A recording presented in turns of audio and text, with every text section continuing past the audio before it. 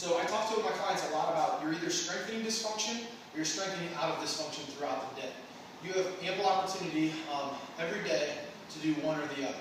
So if you're someone who gets up and down throughout the day a lot at your desk, and every time you get off of your chair or you sit down and you do this, knees went in, you strengthen dysfunction. If you do that 50 times a day, that's 50 repetitions of strengthening dysfunction.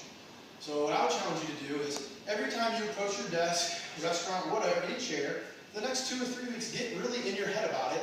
And before you do, think about where's my pelvis, toes are forward, butt back, and do a good squat. Because all a squat is simply sitting down and standing up. And the more that you can start to think of it in those terms, the easier it will become. This is true for a lunge. So if we get in the habit of every time we play with the dogs, tie our shoe, we go to get up off of the floor, we drive through the hip, and we're up with a good lunge mechanic. That is strengthening out of dysfunction versus the times where we let the knee drop in, the toes go out, and we drive up. That is strengthening dysfunction. The same can be true for deadlifting.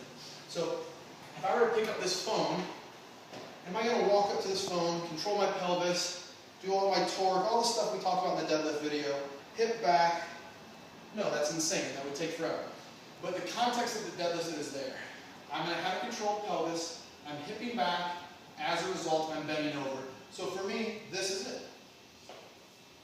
I don't know any other way to pick up that phone, but I feel my glutes when I do it. My hips go back, my chest tips over, and it can be off balance, it can be off kilter, it doesn't matter. It's the same movement done throughout the day.